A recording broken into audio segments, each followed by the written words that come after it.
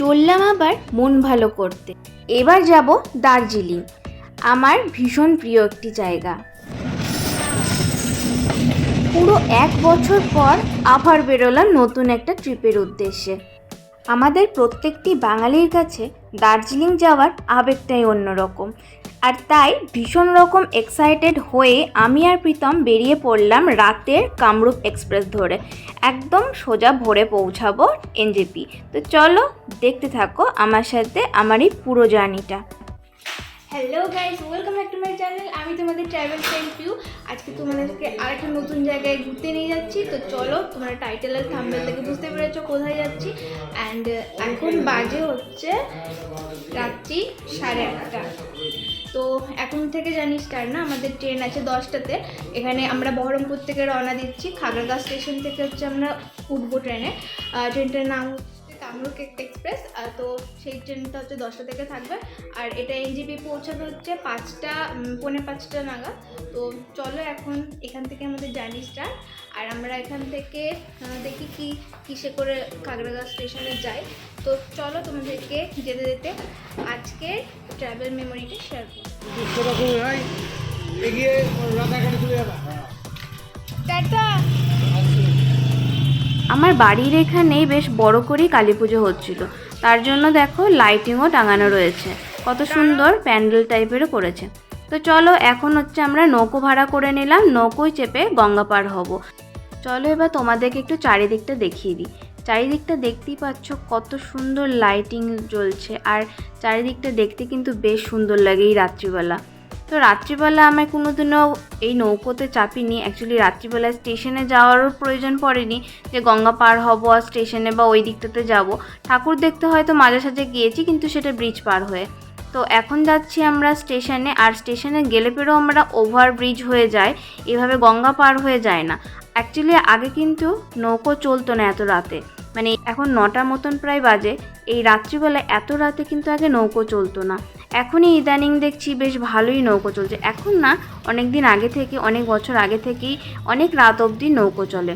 তো চলো তোমাদেরকে এখন স্টেশনটাতে নিয়ে যাই। এটা হচ্ছে খাগড়াঘাট স্টেশন। আর রাত্রিবেলায় একটু ভিড়টা কমই থাকে এখানে, অনেক দূর পাল্লার ট্রেনগুলো এখান থেকে যায়। আর আমরা ট্রেনে এখনই উঠে পড়বো, অবশ্য ট্রেনটা আসেনি।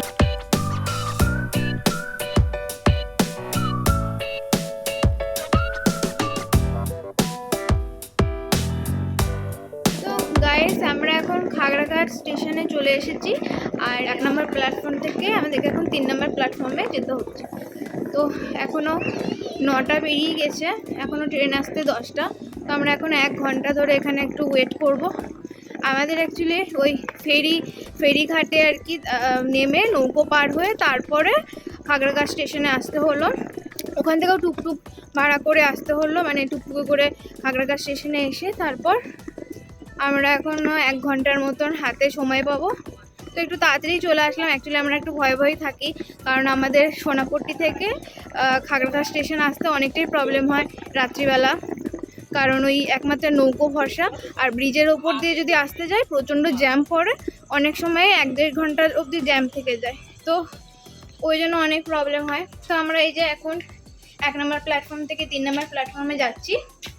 তো তারপর তোমাদের সাথে ট্রেনের জার্নিটা শেয়ার করবো। যদি বা নাইট জার্নি, এমন কিছু শেয়ার করার কিছু নেই, তাও যতটা পারি তোমাদেরকে শেয়ার।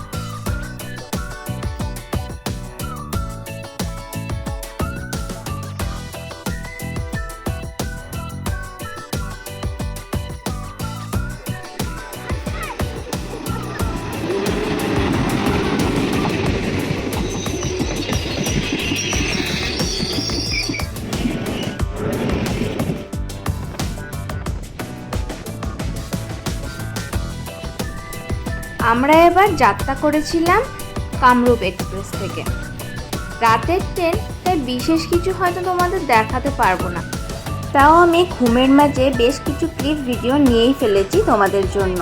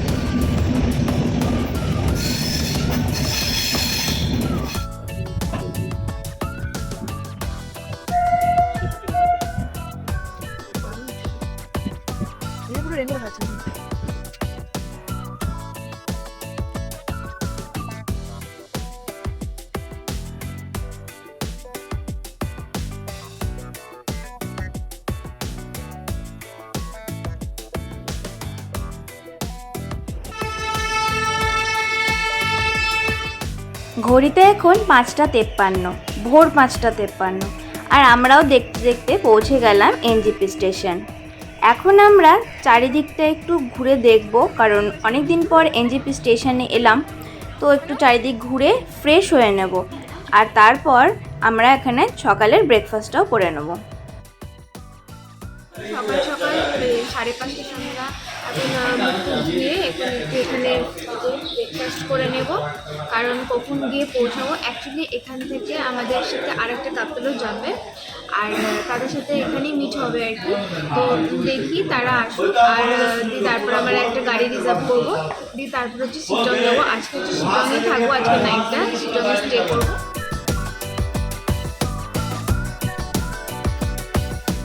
রাত জুড়ে ট্রেনে যাত্রা করার পরেও মনে ভীষণ এক্সাইটমেন্ট নিয়ে আর একগাল হাসি নিয়ে আমরা এবার রওনা দেব শিলং, আমাদের ফার্স্ট ডেস্টিনেশন।